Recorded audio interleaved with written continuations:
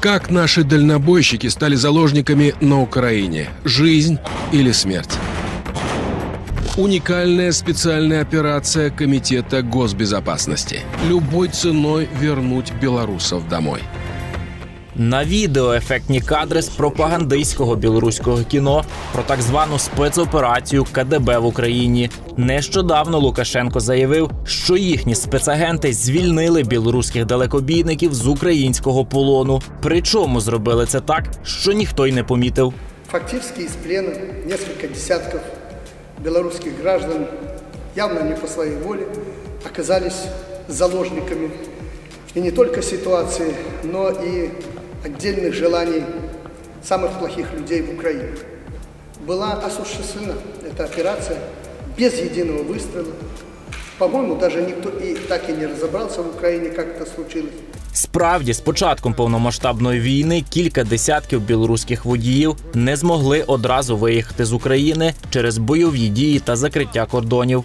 Мы стоим на украинской территории перед переходом Украина-Румыния, Порубная Сирия. Нас тут порядка 35 машин белорусской и российской регистрации. Водители все в основном белорусы.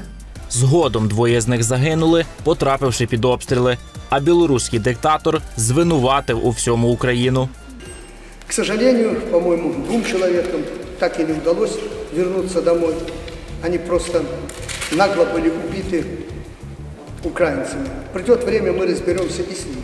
Насправді ж білоруські водії потрапили під бомбардування окупантами Коростеня 10 березня, а удару росіяни завдали саме з території Білорусі. Тому зрозуміло, чому самопроголошений диктатор вирішив приховати правду щодо їхньої загибелі. Про повернення всіх інших далекобійників домовлялися українські та білоруські дипломати. Україна і не збиралася їх затримувати. Справжня мета вигаданої спецоперації КДБ – поширення антиукраїнських настроїв серед білоруського населення. Тим часом у Росії місцеві шамани, щоб покращити здобутки путінської армії на війні в Україні, вдаються до чорної магії. Обряд в защиту участников спецоперации на Украине провели хакасские шаманы. Они просили духов земли поддержать наших бойцов.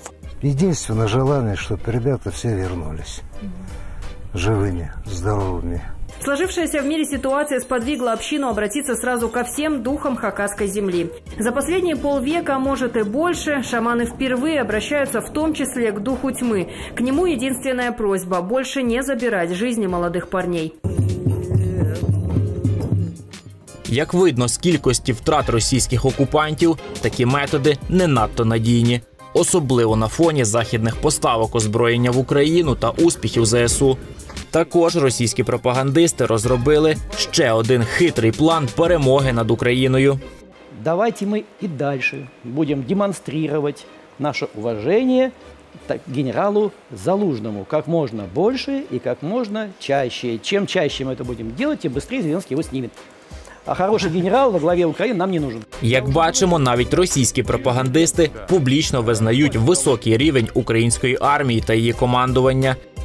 На іншому пропагандистському каналі депутат Держдуми прямо в ефірі закликає викрасти когось із чиновників країн НАТО, які відвідують Україну. На каком-то этапе, в очень недалеком будущем, поедет какой-нибудь военный министр какой-нибудь натовской страны пообщаться с Зеленским на поезде в Киев и не доедет, а проснется где-нибудь в Москве. Украдем? Да. Саме таким способом, на думку російського депутата, Росія зможе судити західних політиків через постачання зброї в Україну. Насильницька депортація та викрадення людей є звичною справою для Росії, зокрема й для путінської армії на тимчасово окупованих територіях України. Президент Росії Путін вже мертвий або помре найближчим часом, повідомили британські ЗМІ з посиланням на джерела в британській розвідці Мі-6. Видання Daily Star пише, що чиновники з його найближчого оточення могли замінити кривавого диктатора двійником і будуть довго це приховувати, адже його смерть може стати початком державного перевороту та виведення армії РФ з України. Повірити у таку конспірологію доволі складно, однак смертельну хворобу Путіна нещодавно підтверджували й в Головному управлінні розвідки Міністерства оборони України. Зрештою, можна скільки завгодно говорити про смерть Путіна та чекати цього дня. Проте наївно думати, що пропаганда про псевдоімперію, якою десятиліттями накачували росіян, розсіється в одну мить. Лише військова перемога України на полі бою змусить Росію відмовитися від загарбницьких планів.